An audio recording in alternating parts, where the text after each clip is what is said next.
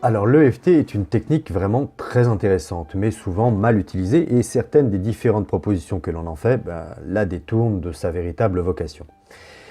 Alors c'est en ce sens que je me permets de vous en faire ici une présentation. Alors celle-ci ne sera pas exhaustive bien sûr, mais elle vous apportera les éléments essentiels pour aborder cette méthode dans son essence première.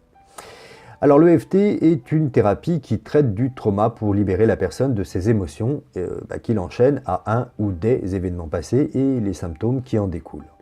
Alors non, l'EFT n'est pas un outil de pensée positive et on ne gagnera pas au loto en faisant de l'EFT, ni même une technique pour rajeunir. On n'utilise pas une pince monseigneur pour planter un clou, n'est-ce pas? Alors, cette présentation va se composer de 5 épisodes découpés de la façon suivante. En 1, je vais vous parler ici de l'origine de l'EFT. En 2, je vous présenterai la technique de base et des points d'acupression. En 3, je vous donnerai un cas pratique qui vous permettra de voir le cheminement à effectuer lors d'une séance en EFT. En 4, je vous informerai des réponses scientifiques confirmant l'action de l'EFT sur le corps et le cerveau. Et en 5, ça sera à vous de jouer. Alors, qu'est-ce que l'EFT, cette thérapie dite énergétique? L'EFT, voilà un sujet que le grand public ne connaît pas vraiment, et même si cette technique thérapeutique a maintenant plus de 20 ans. Alors, lorsque j'aborde le sujet en soirée ou dans un dîner, les personnes me regardent avec un air interrogatif et se demandent de quoi ils parlent et qu'est-ce que cela peut bien être. Alors, à moins bien sûr que vous ne soyez un thérapeute ou un initié du développement personnel, le sujet reste encore assez flou, voire même inconnu du plus grand nombre, à l'instar de la PNL ou de l'hypnose, qui sont maintenant bien ancrés dans l'inconscient collectif. Alors, d'où l'idée de mettre en place cette vidéo de présentation pour répondre aux questions sur l'origine de cette technique, ses applications, ce que l'on peut en attendre, comment elle fonctionne, quels sont ses principes actifs, que se passe-t-il dans le corps lorsqu'on pratique cette méthode. Alors je vais tenter ici de vous donner quelques réponses au sujet de l'EFT, afin que vous puissiez en avoir une connaissance plus claire sur ses modalités d'application et d'implication sur le corps et le cerveau. Alors, pour ceux qui ne connaissent pas l'EFT, écoutez, j'espère que cette vidéo vous donnera les éléments nécessaires pour vous faire un avis sur cette méthode et peut-être vous donner l'envie d'aller encore plus loin dans sa découverte. Et puis pour ceux qui sont déjà aguerris à cette technique, peut-être que vous apprendrez une ou deux petites choses supplémentaires. Alors, je suis thérapeute en hypnose ericksonienne et EFT et j'ai découvert l'EFT, cette technique, en 2011 de façon fortuite en faisant des recherches sur Internet sur les approches psychologiques concernant le stress et les troubles de l'anxiété. Donc, au détour de mes recherches, je suis tombé sur le manuel d'EFT que Gary Craig avait mis en ligne gratuitement. J'ai donc téléchargé ce manuel et j'ai découvert cette technique qui était décrite comme assez spectaculaire pour résoudre les troubles liés aux émotions, et effectivement, cette technique était assez novatrice. Quelques jours plus tard, donc, j'ai essayé cette technique suite à un événement qui m'avait mis dans un état émotionnel assez intense. Donc, une fois chez moi, je me suis dit, voyons si cette technique miraculeuse va faire effet. Au bout de 10 minutes de pratique environ de la technique décrite dans le manuel, mon émotion s'était totalement évanouie, bien que la cause de cet événement, elle, soit toujours présente. C'est comme si en fait j'avais pris une distance entre l'événement et mon rapport à lui. Donc cette expérience a été assez bluffante sur le moment pour motiver ma curiosité d'aller plus loin en la testant sur d'autres types d'émotions dans les semaines qui ont suivi et sur des problématiques que pouvait rencontrer mon entourage et qui voulaient bien se prêter à l'expérience.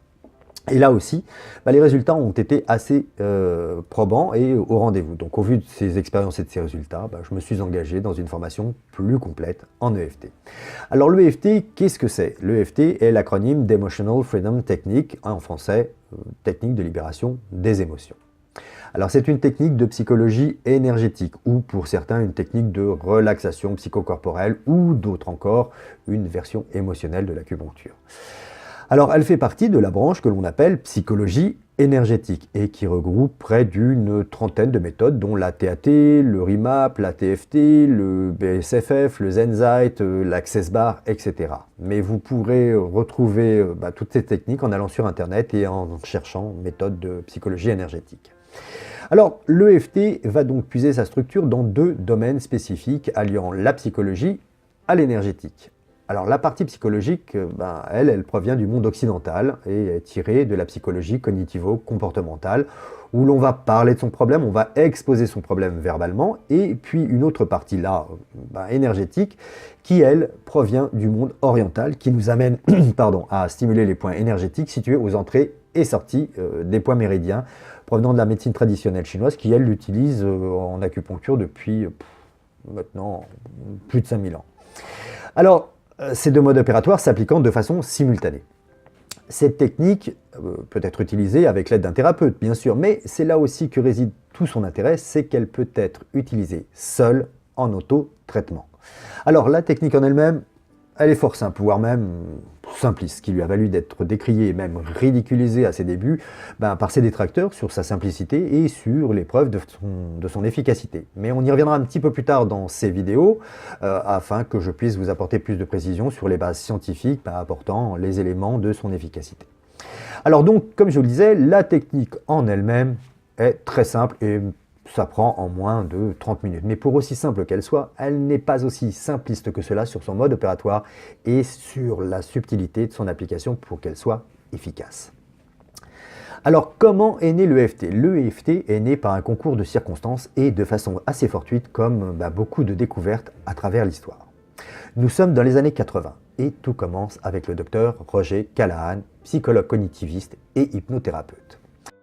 When I first made these discoveries, I had no idea that they would be so rapidly accepted and put into practice.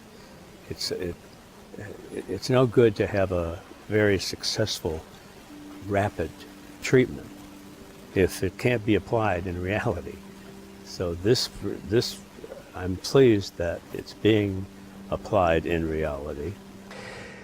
Callahan avait en thérapie une cliente du nom de Marie qui souffrait de la phobie de l'eau, de maux de tête fréquents et de cauchemars récurrents, tout cela lié à sa phobie. Marie était passée d'un thérapeute à un autre, toujours à la recherche de soulagement, mais sans succès.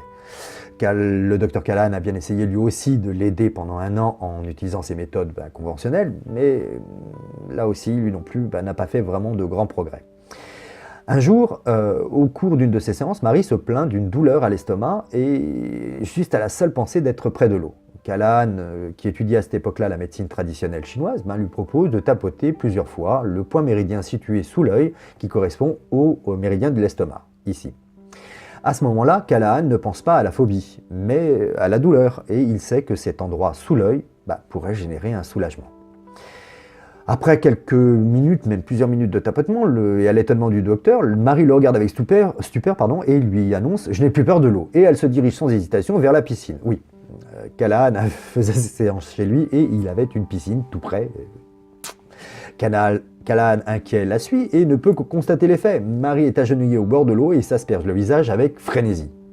La phobie, les maux de tête, les cauchemars ne sont plus jamais réapparus à partir de ce jour-là. Callahan vient donc de découvrir que le simple fait de tapoter sur un point méridien peut agir sur des émotions aussi intenses que la peur chez un phobique. Suite à cela, il est resté quand même très perplexe et s'est demandé comment cela avait bien pu advenir aussi vite.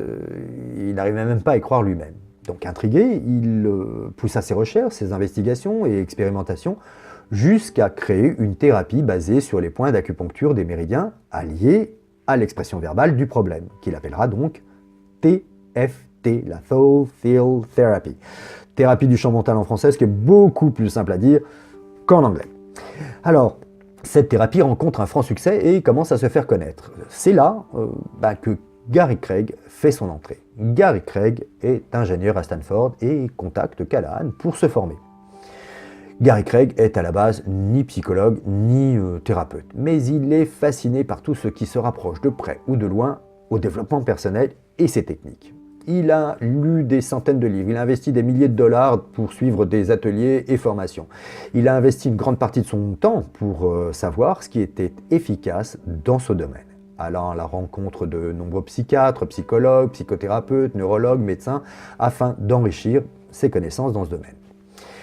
Donc Gary Craig se forme donc à la TFT et trouve qu'effectivement cette technique est très efficace, mais aussi très très compliqué dans son application. En effet, il fallait faire un diagnostic et selon le diagnostic, il fallait déterminer quel était le méridien concerné et ensuite faire une stimulation sur un certain nombre de méridiens bien spécifiques. Callahan avait même appelé cela des algorithmes du fait qu'il fallait apprendre tous les symptômes des symptômes et des méridiens correspondants.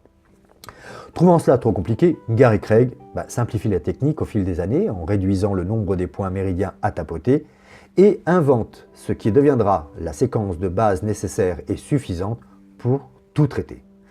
L'EFT est né officiellement dans les années 90.